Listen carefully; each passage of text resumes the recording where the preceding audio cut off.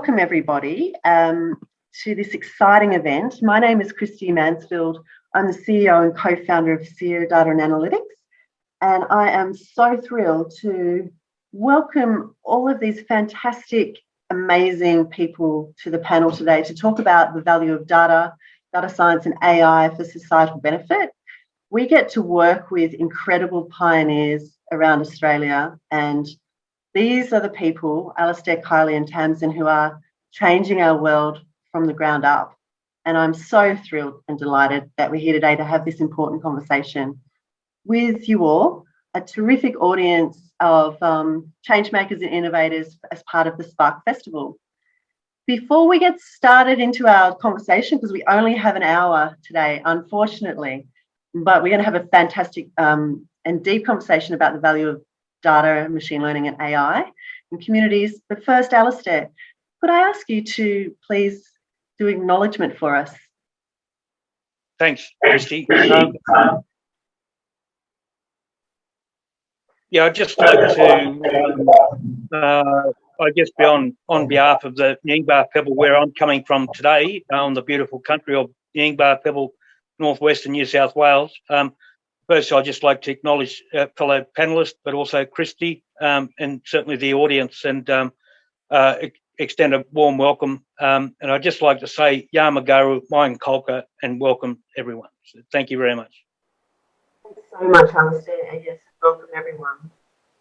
So I'll start by introducing you all to Alistair Ferguson, Kylie Burgess, and Tamsin Corin-Wiley. Alistair is the leading light, I guess, in demonstrating what's possible with changing communities by having access to data. And the work that the Burke community and Marinuka is doing in partnership with many, many other organisations, including Justice Reinvestment, is a lighthouse for how data access and data sharing can help give the power back into the hands of communities. And so Alistair, as the co-founder and one of the traditional owners and elders of the Burke Tribal Council, we're really excited, and thank you for being here with us today. Tamsin Corin-Wiley is an incredible leader who's been working in the Logan community the last couple of years. We've had the pleasure of working with Tamsin on a number of very interesting initiatives that we're going to speak to in a moment. It's very hard to explain exactly what Tamsin does in a very large place, 300,000 people, the size of the ACT, where Tamsin is really responsible for figuring out where the whole community initiative of Logan Together and the Logan community wants to go, where we want to go, how we want to think, and do we have the data to understand where we're going next. So we're going to hear from Tamsin around her work and her insights based on the really complicated but also exciting community transformation that she's involved with in Logan. And Kylie Burgess, similarly, again, very hard to explain the power of these incredible people who are building thriving communities. And Burnie is a gorgeous place in the north of Tasmania. And Kylie, again, I think it's hard to explain exactly the power of what you do in pulling people together and having those conversations to change systems to ultimately get the best outcome for all that is community-led and driven. Well, I'll say that you're the design and learning lead, Kylie, but it's really only just the tip of the iceberg on what you genuinely do. So excited to hear today more from you and what you see. But first, Alistair, could I ask you please to give us an introduction to your work, what Marinuka is about and what the Burke Tribal Council is aiming to do, and how data is helping? As a starting point, and just to provide some background and context to where we've just come from, I guess, in terms of from historical context, and I guess our unkind that's been to First Nations people, and we look at such a small community such as Burke, northwestern New South Wales, and we look at the dynamics and the makeup of the community, and we've been through quite a vigorous and intensive sort of process to identify, certainly with the view of acknowledging and giving recognition to the various groups that call Burke their own, being mindful with the past government policy of dispossession of traditional homelands and etc. So it's that displacement that we're still coming to terms with, I guess. But as a starting point to take such an historical framework of cultural governance and to apply it in a modern, contemporary sort of environment, I guess, is probably as a starting point. And sadly, coming from a deficit perspective as well, where in terms of all the systematic sort of failures over many years, and I'm not going to waste any sort of oxygen on what hasn't worked so well, but more sort of focused on certainly our attempt and our I guess the way forward in terms of providing the solutions, being at the table as not just as a customer or client or service user, but more at the point end of being a valued stakeholder and shareholder in the process. So, and I think that's something that's often overlooked as well when it comes to First Nations communities. Is that, and I can only speak on behalf of Burke, of course, but I guess it's the generosity of community, and particularly our elders and everyone's contributing with that real genuine sort of ways of improving things, not to make it worse. So, in terms of, so that's a bit of a historical sort of snapshot, I guess, and a brief outline. But on the other end too, is that we look at our attempt to, which has been quite not only courageous but sort of ambitious and with full aspirations to get it right, because I think we've had so many cases of how to get it wrong as well. But that certainly hasn't been, I guess, the fault of community. It's been just the fault of the system and I think the whole process. So that's what we're refining and improving, and certainly applying cultural authority now to the process. So having said that, it of course not losing sight of it's really been the exploration of the unknown as well. And there's a lot involved in this, as people would certainly appreciate and understand that we're getting now more to the sophistication of that, the real point end of the nuts and bolts, and really, I guess it's as a part of that sort of revolution to bring us into the 21st century, and we're quite we're leading the way. I from a community perspective as well, because it's new territory, it's new area, but I think with a stronger focus on as part of that exploration is that looking at the theory of impact as well, but also that is that aims specifically to systems change and systems reform and systems transformation. So we're really developing the blueprint in a operational sort of manual step-by-step guide, including protocols and procedures and fact sheets and etc. So it's really taking, I guess, complete ownership of and putting all this in the hands of community, but also being mindful is that we're slowly taking very small but optimistic cautionary steps to ensure that one is that we don't lose interest from community, but we're constantly empowering community through the information as well. So one area that I often refer to is back in 2016, we launched a life course document that illustrates, I guess it was more specifically focused on children and young people at that time, in terms of the stark reality of what wasn't working so well and the areas of that required urgent improvement and attention, of course. So having said that, is that what we clearly identified during that time was when, for instance, when offences, criminal offences were when they were occurring, it was 62% of that was predominantly between 6 p.m. to 6 a.m.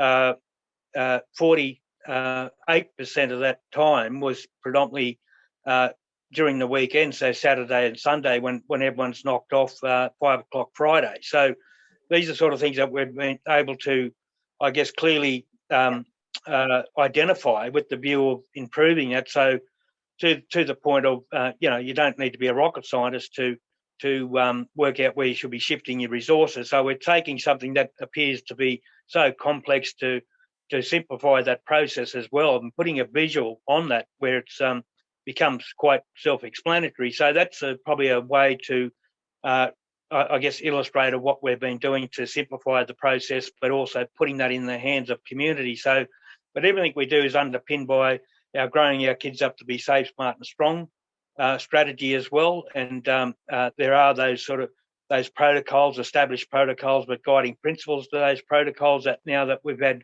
all tiers or 3 tiers of government adopt and endorse as well, and they're working, I guess, side by side with the community. But certainly that's not excluding our other critical friends in terms of the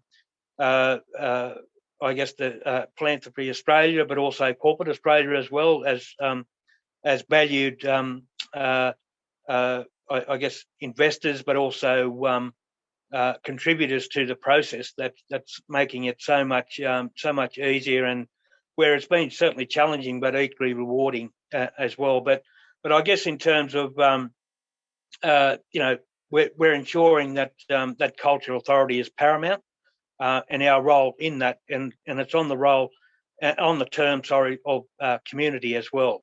So that's really important. So if we look at, and I guess we've made those clear decisions around in terms of the aim and objective and our role, our charter, the agenda, etc., and having complete ownership of that. And I guess it's been through now building a new and resetting a new dialogue and communication channels and a new relationship and partnership with everyone involved. And it's the very first time that community has really felt that they're in the driver's seat. So I might just, if it's okay, I might just park it there for a moment.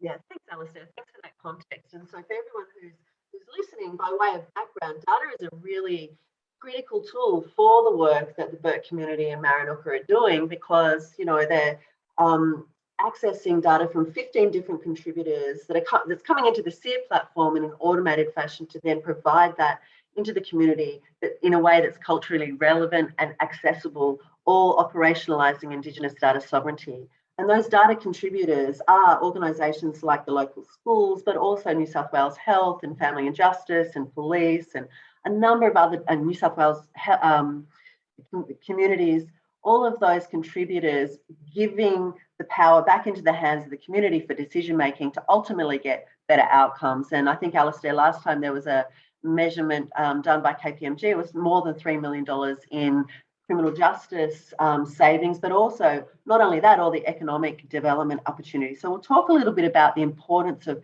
data sharing at the grassroots and actions that are taken as a result in a moment. Kylie, over to you.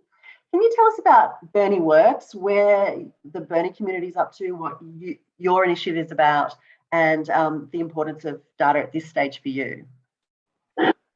Thanks, Christy. For the audience, what you'll find is lots of these collective impact projects and community you can't compare across communities. So our Burnie story started over 7 years ago, where it was auspiced by the local council, and it really was focused around education to employment. So bringing the links together between industry, future employers, and education system. So that kind of grew out of wanting to provide wraparound support for young people, so the transition into employment, which benefits everybody in the community. Since then, we've gained in funding, so we're able to focus on different focus areas, not just education and employment, and we've also been able to expand the capacity of the backbone team, including my role, which is around started off as evaluation and data, but it has evolved in the last 12 months to really recognise that the work that we're trying to do in each of our focus areas is systems change, and that requires design thinking. And to do that design thinking, we need knowledge. But we don't just need data for the sake of data or numbers that tell us what's happening. We actually need to understand why things are happening. So that complexity of being able to bring information together at points in time, data sets and information that you may not even think is relevant until someone in the community says, yeah, but the reason, kids can't get to school is actually because the bus service doesn't work.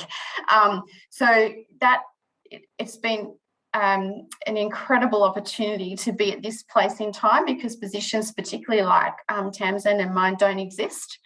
A lot of this work has been outsourced away from community in academic institutions and consultancies.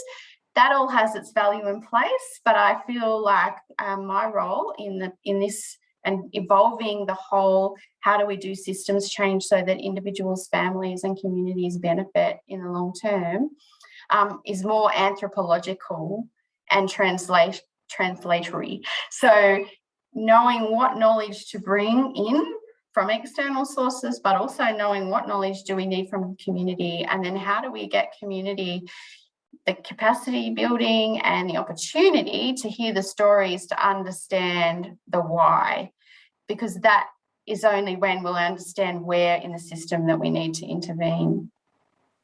Thanks to the other panellists and to the audience for being here today as well. Before I get started, I'd also like to acknowledge the traditional custodians of the land in Logan, and that's the Yagara and the Yugambeh speaking peoples, and pay my respects to their elders past and present, and particularly acknowledge our First Nations leadership group, Warriaraga Kurulbo. So the data journey and what is Logan Together? Logan Together is a large group of organisations, government and non-government, working together to improve the childhood development outcomes. So, for example, health, education, the well-being of children in Logan. It's been around in the form that it's in now for around 5 years, but there was work happening before that that led to Logan Together as we know it now. We're supported by the federal government, the Queensland state government, also philanthropic partners to enable this work. And data has been part of the Logan Together journey from the very beginning. So well before my time, there was a lot of work done in looking at the contextual data in Logan to understand and to build a picture perhaps of where the interventions could be made to have the most benefit, not necessarily just geographically, also that, but also in what areas there was need, what areas there was opportunity and strengths, and setting the agenda for Logan Together. Then through that process and since then, we continue to look at the data at the population level in Logan, look at what's happening, how are things changing, how is that comparing to other places in Queensland and other similar communities. And we also look at the outcomes that are happening at the program or project level, initiative level, to see what our partners are doing and how they're having an impact.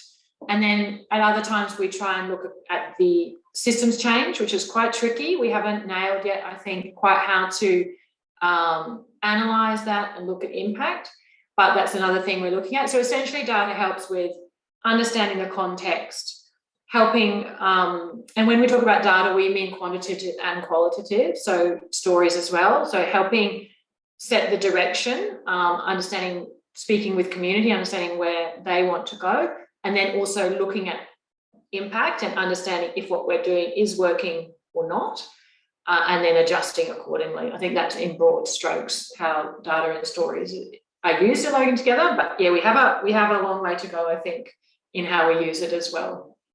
Interesting. So it's so interesting because there are so many opportunities in this space. It's evolving very quickly now that tech is enabling easier access.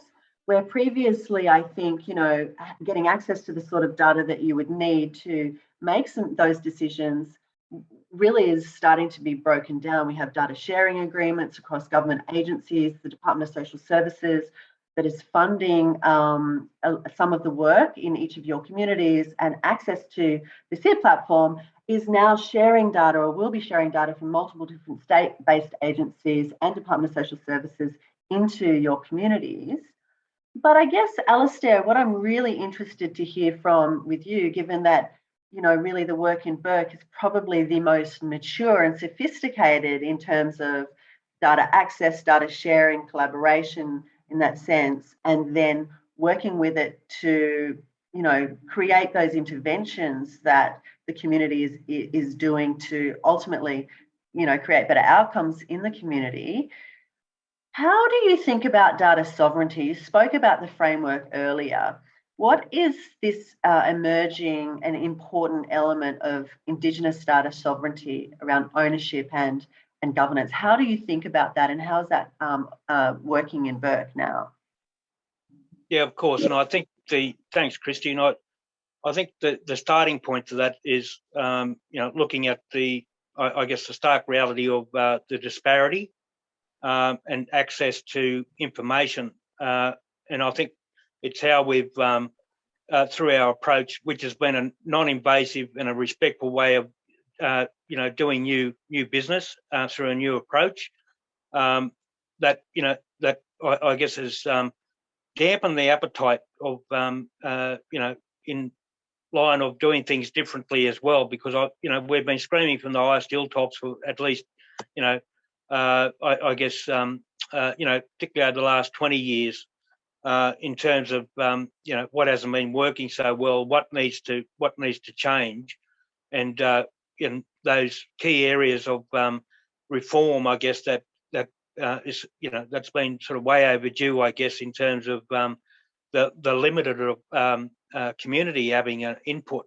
into the design and the co-design to that. So we've certainly improved that communication, that dialogue, and that participation now. But I think we've certainly got still some way to go. But I think on the other end is that we've cut through all that, and I often refer to, I guess, those early times of it was almost like I guess mustering kangaroos, you know, to bring people together.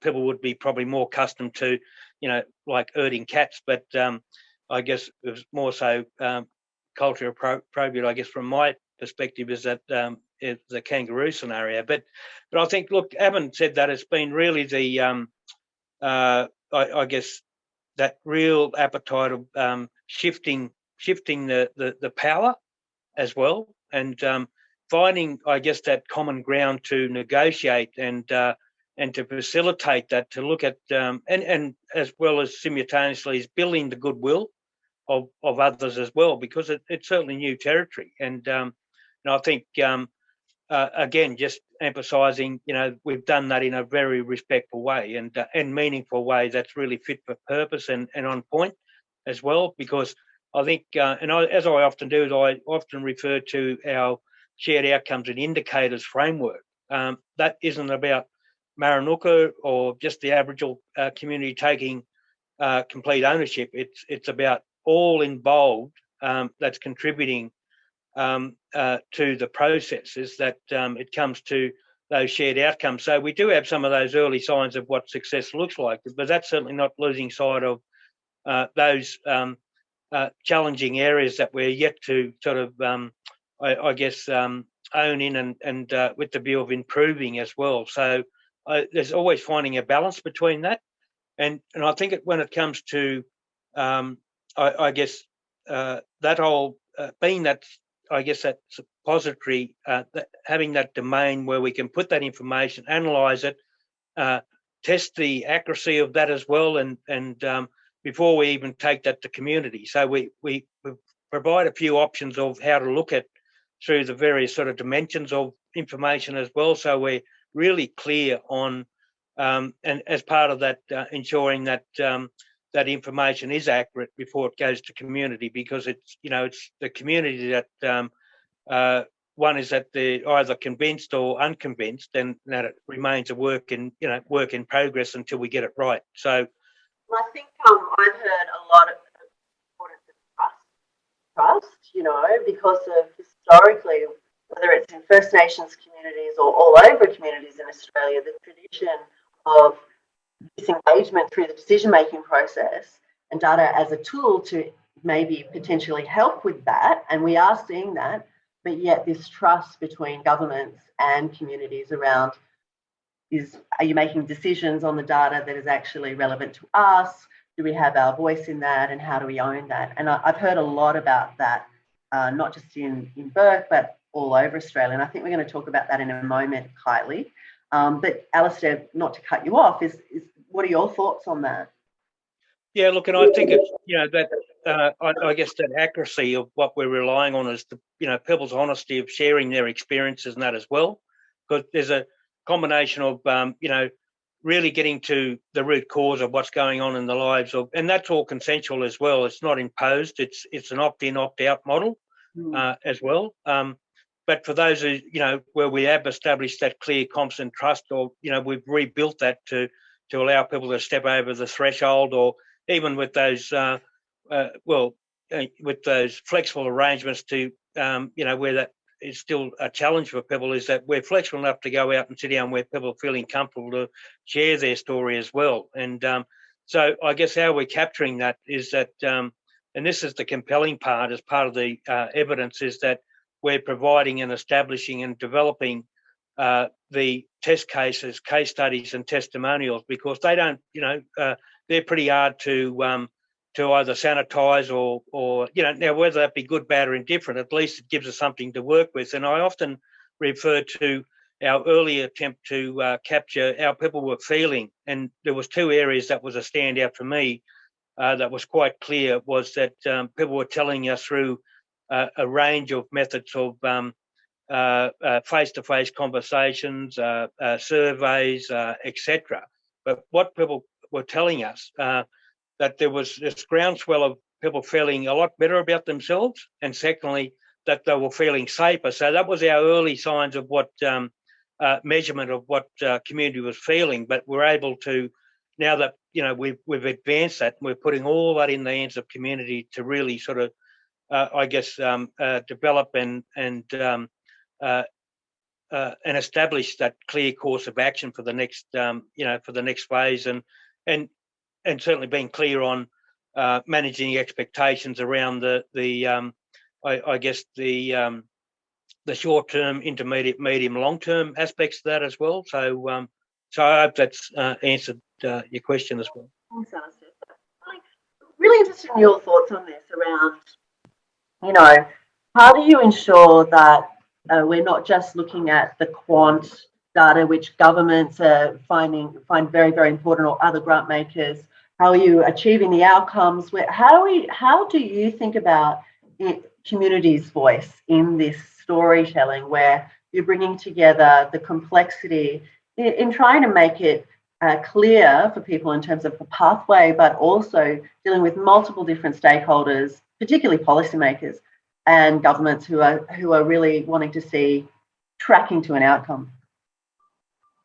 Yeah, thanks, Christy. If I can start with a story. So everything we do is about systems change. So we've been working really closely with the Child Family Centre, and I was involved in helping them put in place a design framework and evaluation for a program that their speechy and play therapist had designed and developed, because they were realising that they couldn't see enough families to do the education required to link attachment to brain development to then readiness for school.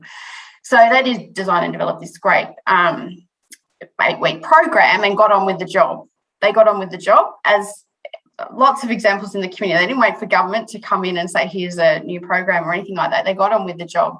And so our role is to come in there and say, okay, well, you've got this great initiative. You're doing a great stuff because you've gathered some research based on what you've been seeing. How do we then hold that so that then you can communicate to policymakers, back to families, what the impact is of your of this initiative? And so through working with that team, and just really, really emergent kind of evolutionary stuff, and being able to deeply listen to what is happening and then adapt theory and data measurement into that rather than the other way around. I was talking to the Senate manager the other day, and UTAS are doing an evaluation on the Child Family Centre, and they rang her saying, we really want to talk to people who aren't engaged in the service to understand who's not coming. Can you give us a list of, people we can contact? And the manager kind of, well, if I could give you that list, then I know who's not engaged, so there wouldn't be a problem. Have you thought about asking some of the parents that we have here, coaching them and getting them to go and talk to their friends who don't come?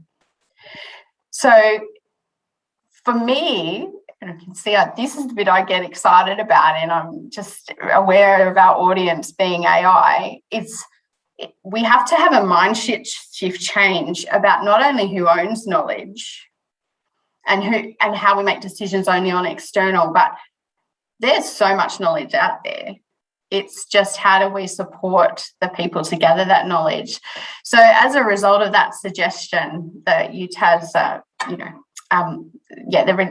the researchers are relooking at their methodology for actually, how do we use community members who are engaged to actually go and chat, have a kitchen table chat if we're thinking at that system change level, it's shifting the power, and that's scary for policymakers. It's scary for the current data custodians, because you're actually trusting that people who you wouldn't normally see as knowledge collectors, and giving the authority for them to go and then bring back their story and then use that for future decision making. So I think, the bit that I get most passionate and excited about is not so much how does our data line up with outcomes, but what's actually happening on the ground that's shifting systems and encouraging the ownership, as Alistair talked about, that the sense that people are not just in control, but their wisdom is required as we look at the ecosystem, the social ecosystem, and how we want all the policies to line up with the activity, to line up with the population outcomes that we want. I mean, what we see is huge reform around funding, recognition, particularly now through the multiple crises, that communities really do matter, that communities should be in control, community-led decision-making is critical, and get access to this information and then the authority to take action on it, and bringing in the data that amplifies the knowledge communities have is really, I think, the vanguard of where this is all going, making the invisible visible so that people collectively, in collaboration, can make decisions that are right for communities. And you said that there's no cookie cutter approach, right? Every community is different based on the institutional capabilities, based on the way that people and organisations collaborate, how they make decisions together, etc. Tamsin, just thinking about now moving into Logan, I'd love for you to talk a little bit about how you're experimenting on using machine learning and these kinds of new data science tools to make the invisible visible and for decision-making, collective decision-making. Sure, thanks, Christy. So I think there's huge potential in general with machine learning and AI in this space, of trying to create societal change and outcomes for communities. It's something that we've only just started in the last year to engage with. And so the work that specifically we've done with this area was we received some support from the Department of Social Services to work with yourself at SEER and others at SEER to develop a machine learning model around kindergarten supply and demand in the Logan area. And what that model allowed us to see was looking at where childcare centres are currently, or childcare providers are currently located, the quality of those centres, the number of places that they have, and then the population of children of the age that would go to those centres and how far they might need to travel, and map that geographically to see where there's particular potentially hotspots where there might be a lot of children who may not have a service provider nearby or a service provider quality nearby. And the kinds of uses for that is one in building knowledge with the sectors that and our partners that we work with, and then looking at how what the model comes up with compares to what we know is happening on the ground or other data sets. And as a planning tool then to look at perhaps where would you invest if you were going to look at maybe establishing a new centre, or where would we need to focus to work with the quality of centres? Where would we need to potentially access parents and families to help bridge that gap between whether they're actually going to go to a childcare centre, where there might be a transport need. So it's very useful for us to do that kind of work. And we did see some shifts, I think, in thinking and understanding of the context in Logan based on that modelling and triangulating it with other data and people's lived experience as well. I'm really interested in what the responses were. Are people ready for these kinds of tools, in your opinion? Look, I think that it's not something that's widely used in this space as yet, but I do think there's readiness. So there was a great interest from our action group, which is the group of practitioners who are frontline providers who work with us, in looking at that and having a conversation about that model. I feel like there's important work to be done, and that's the sort of role that Kylie and I hold in translating between, I guess, the data speak and helping it be real. So I feel like sometimes these models, the meaning is lost a little bit because they maybe can be presented in a way that's quite complicated or mathematical. So I feel like there's a big piece of work around for people to be able to use this work in how it's explained, make it real.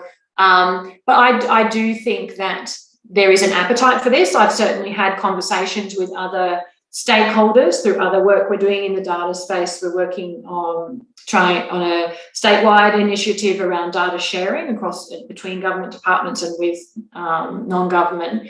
And speaking to some of the stakeholders there, they're very excited about the potential of AI and machine learning in this space. But again, like anything, I think it's a tool, and how it's used is important, and how it's communicated, and those power imbalances. Yeah, there's lots of potential. There's also, I think, some flags to put in around how that tool might be used if we're not conscious of values, ethics, bias, power structures, etc., that exist.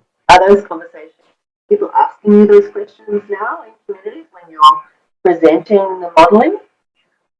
So people are calling out, not just in terms of ML and AI, but in general in the data world, are calling out the power imbalances that have often led to what data is available, who it's available to, how it's used, and we as Logan together are needing to learn along that front as well, and realising that nothing, I guess, is without values behind it. Anyway, there's been people involved, and looking and reflecting on how we're doing our work, where we might be inadvertently reinforcing those structures or where we might be challenging those structures. And I think specifically with ML and AI, there's a lot of conversation, I guess, about when you build the model, you're potentially, even if you're not thinking about values and ethics, those things are going into it because there's a person sitting there making decisions about how to build a model.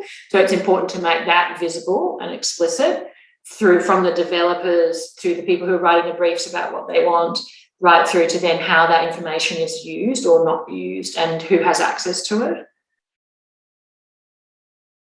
Yeah, I think it really cuts to the core issue, doesn't it, around shifting power back into the hands of communities and what a critical tool it can be. And yet we're very early on this journey. I think it's fascinating and exciting. Alistair, we've talked a lot about how the Palame platform allows the BERT community to engage in the digital economy.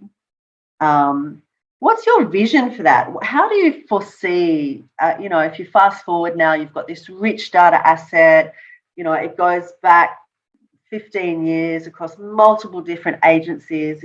It's rich, and there's data coming into the platform that can be used all the time for decision making. What do you see that could bring for the future of the community in Bourke? Yeah, look, I think that's a extremely rich question. I think it, certainly as an enabler, it enables us to, I guess, as part of that empowerment, and but also really look forward to the future as well, because the Parliament platform. Parliament means two things. One is the Parley means, I guess, the earth where, and the May means where it meets the sky. So it's a new horizon, and that's certainly where we're looking. We're looking forward, and I think there's a few, certainly a few components that that's I think those focus areas is particularly around investment as well, because as outlined earlier, is that back in 2016 we done some economic modelling that provided a savings analysis of a 12-month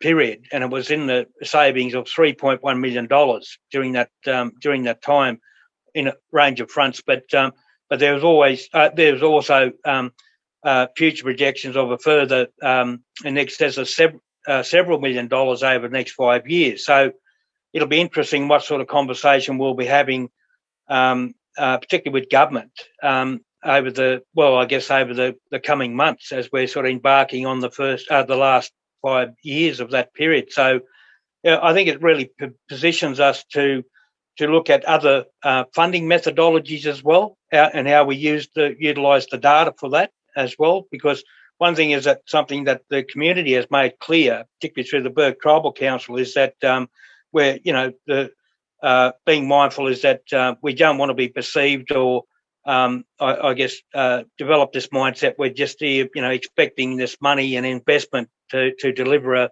service to improve things for advice and guidance, etc. We've taken that a step further to look at as a community, because what's often overlooked here too is that is the generosity of communities. There's no measurement on that. There's no fiscal measurement on that either. So they're the sort of things we're highlighting, the burning obvious as well, but we're incorporating into that. So we're ensuring that we make and take every opportunity to celebrate some of those milestones and achievements as well.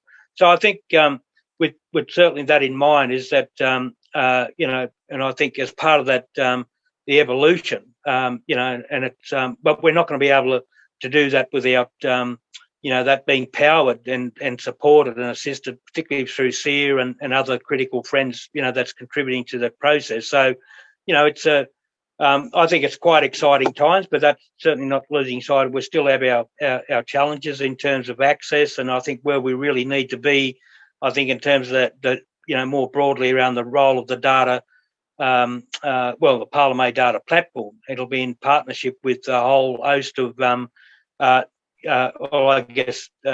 local, regional, and state and national organisations, and right across sort of all across government and that as well. That we're really looking forward to, and I think I think it's quite timely that we having these conversations, and certainly data more broadly is central to everything that we do, and so.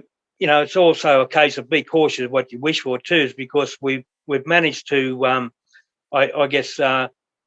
that we have, we come together on a 24-hour basis to look at what's occurred in the last 24 hours. Now, whether that be good, bad, or indifferent, is that we're capturing that, and we're prioritising those areas with immediate response, as opposed to being reactive to it.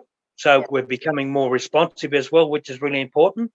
And so that's how we're sort of moving forward, and we're constantly providing that information and feedback in terms of the status, the result, the outcome of where the destination of where people where they're ending up. Now, whether that be good, bad, or indifferent, the other important part of this is that whole customer service experience. We're capturing that as well, and putting that into, I guess, really putting a visual on that as well, and because that's how we learn. Exactly. I think that's the core of it, isn't it? A learning platform, where everyone can come together and acknowledge the information, having access to that information. We're not flying blind. We can have those better conversations. I would love to invite the attendees to drop a question into the chat or the Q&A for us, and we'll take those questions. I just dropped in a link for the resources, and there's lots of information there for you all if you would like to learn more about these different initiatives and what is happening in Burke, Burnie and Logan. You can also sign up for SEER for free if you want to check out how you can access open data and use that for decision making in your own work. So Kylie, power. I love this because really this is at the heart of it. What's your vision and ask around the use of these kinds of tools in enabling and empowering you in your work and the Burnie community to get where you want to go in the future with your vision? What's your ask? Yeah, thanks for this question, Christy. It's been really helpful to be reflecting on that over the last few days. I often think that the data conversation gets down to the individual level and what's happening, number of kids at school, whatever, that tells you something about the population. So my ask, I want to flip that on its head because in our work, looking at the systems that actually affect that, what you will see in the population level data, that's where the challenges are. So another little story, if I can, we ran a workshop this week to pulling together all stakeholders from antenatal right through to 2-year-old, plus a number of families to look at the new Tasmanian Government Child Youth Wellbeing Framework and have conversations together. So it was a mixed group and they were looking at all the domains and what does this mean in Burnie? And something came up that I didn't realise, but this is a challenge, I think, to the future, the tech people in the room, is if you're on Centrelink benefits, there is a requirement, this is a Commonwealth policy, there's a requirement that you have to take your child for a health check at the age of 4. Okay. Reasonable requirement. However, in Tasmania, particularly on the northwest coast, there's not enough child health nurses. The provision of child health nurses is a state government responsibility. And in the middle was a mum sharing how her sister payments are going to be affected because she can't work out how to deal with this. So when we're looking at systems change, I'm wondering, and this is a real question, I'd love to converse with anyone who's interested in the future about it, happy to have these conversations. How can we use AI, this sort of emerging and evolving technology to understand the behaviour changes in systems when you make changes in one system and it has flow-on effects through the ecosystem? And where does the power, what happens? How's that power redistribution and who's ultimately affected? And who's ultimately affected? So that it could be predictive, potentially, so that if there is some kind of change in the macro policy at Centrelink, that, oh, wait a minute, this might have some really weird and unintentional consequences across the ecosystem in Burnie. Yeah. So then you've got the local, so you've got this power shifting every time a decision's made and who has the power to make decision. So yeah, I think that's the challenge that I'm left with, because that's the stuff we can't shift on the ground, and we need help, I guess, to see how does that behaviour stuff happen? How do systems behave when you try and change them? That's fascinating. I think that's a great segue into some of the work we're looking at doing with GovLab out of New York City to collaborate with the communities and domain experts on what are the questions we need to answer for this work, for systems change work, to really enable thriving communities. What's the impact of governance systems and policy making at that governance level when we don't have multi-level governance. And really, I think what I'm hearing you say is when we have one decision that's made, what are the unintended consequences across the whole policy and systems agenda to then kind of flip things for you and change perhaps how communities have to engage or intervene in some of those impacts. So that's interesting. Tamsin, what are your asks for the future in terms of using data science and AI? Yeah, thanks, Christy. Before I answer that question, I just wanted to very quickly correct something I said before. I think when I was talking about the machine learning model, I said sometimes childcare and sometimes kindergarten. It was kindergarten that we're focusing on. So just to clarify that point. In terms of asks, so agree with what Kylie's saying. I would also say there's a few layers to it. So obviously when you're building a machine learning model, you need the data to build it with. So data accessibility, particularly government-held data sets, making those more widely available would be great. And I think also when anyone collecting data, whether it's government or otherwise, to work with community to define what is important to them in terms of what is collected and how, and then also working with the community in the interpretation of that data, because often out of context it looks like it means one thing, but when you put it back into context, it actually potentially pointing to something else.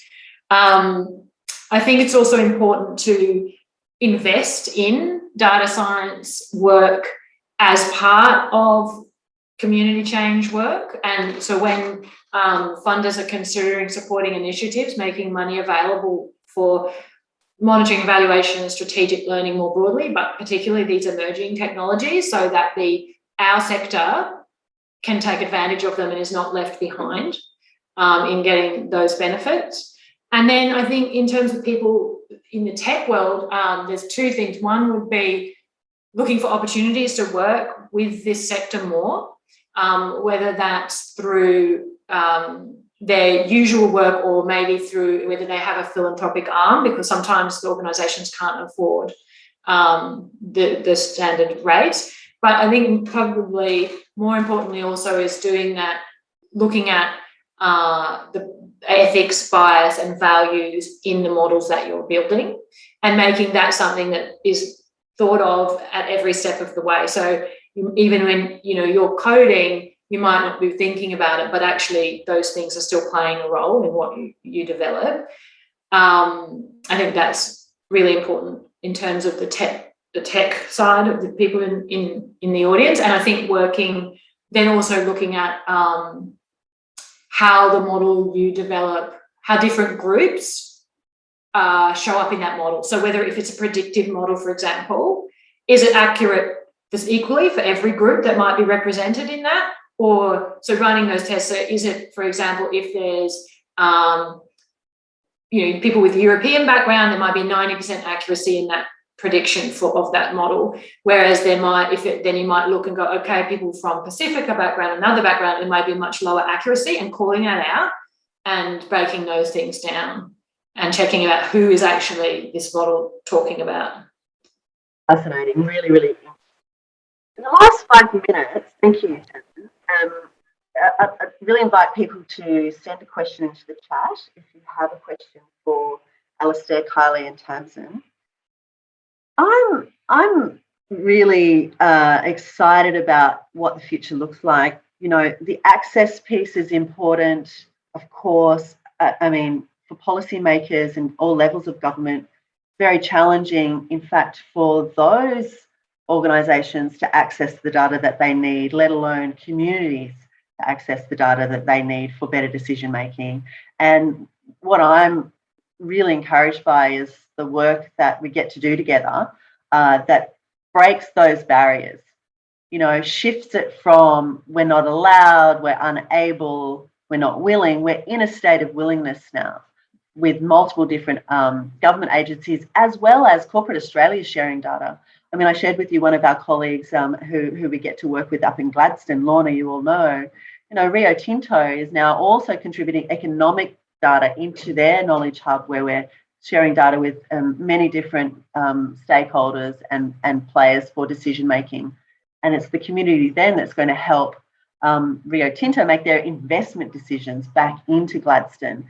So when you think about that, it's exciting because then community can own the data asset, can make decisions on it, as Alistair, you said, week by week, and then be more responsive, but then shift the policy agenda around where those investments are made. And the work, I guess, what we all get to do together now shapes what the future might look like. So, Alistair, in your main focus or your main, wish, I guess, for what this could be for Australian communities, First Nations communities, what's your main wish around what that could be? Sorry, Christy. I think first and foremost, I think it's how we really insulate ourselves here to, I think, in terms of how we work towards better outcomes and results, because, I mean, that's the ultimate objective here, as well as, there's the savings. There's also the other component of, I guess, what's been help sort of guide and direct also in terms of, the role of collaboration for impact as well. That's a very important strand to the whole sort of process. And but I think in terms of the ask, I think it's more broadly around as part of that insulation is ensuring that that we are part of that digital economy as well, but also how this has all been supported by the research and but also the science as well. And I think some of the I'm just mindful using our platform of the principles that's now been adopted by all our critical friends, including 3 tiers of government. We have a set of principles, and it's quite clear that data is an integral thread to that whole process. And but what I am mindful of is that now, as I guess election cycles as they come and go, but things change and the landscape change. But I guess as part of that wish or that wish list that we have is that this is all protected and maintained through legislation and the Act rather than piece of policy, because piece of policy can be changed at any time. So I think getting more to the point end of things. So that would be a great starting point, I think.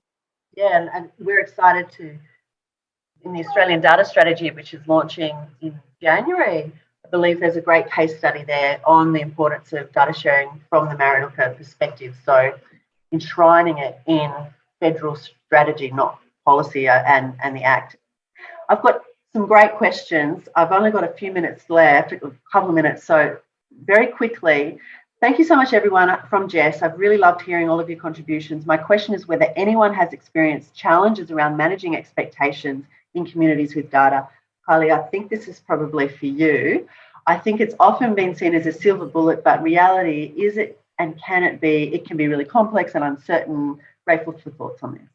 Yeah, absolutely. That's our major challenge. When I first arrived, data was like a bit of an excuse. Oh, we can't get the data. So it's blame gaming and, oh, well, we wait for the data. I don't know. Anyway, so having to kind of, in Tasmania, we don't have the same situation as Queensland and New South Wales, where we have data sharing agreements that it's all relationship based. And so part of my role is to take a really pragmatic approach and see and live in the complexity, and where I can have the right conversation with the right person and get some information. How do we then try and work with SIA? Because it is very complex and there isn't a map. But that's part of the gift, I think, of roles like mine in community, is that it's about navigating that and being okay with that there is no silver bullet. Thanks, Kylie. Last question, maybe for you, Tamsin. Are there any great stories and projects, models from you where data democracy, giving access to people to data, and has helped policy reform at the local, federal or national level? Okay, certainly, this might not actually be answering the question, I don't know if it's a policy shift, but it's certainly been helpful in shifting some investment flows. So, for example, when we were developing this is again before I was there, but the maternity hub, so the continuity of care midwifery model in Logan, I know that the use of data was quite influential in making the case for that model and shifting the investment into that style of maternity care model. And what we've seen is definitely a statistically significant outcomes for the parents and babies who are going through that system now in Logan. Great example. Sadly, we don't have any more time left. I really appreciate the conversation today. Thank you so much, Alistair, Kylie, and Tams. It's incredible work that you do. I know you work with a huge number of people and collaborators at all across our communities in Australia. And so thank you for the work you do. It's hard, challenging, it's complex, and yet showing us what's possible, and particularly with your openness around using data and technology. Thank you, everybody, for joining us today. I really appreciate it and look forward to hearing from you. Please reach out to us if you have any further questions. Jump onto the landing page, the link that I sent, if you'd like to learn more, and look forward to the next conversation. Thanks, everyone.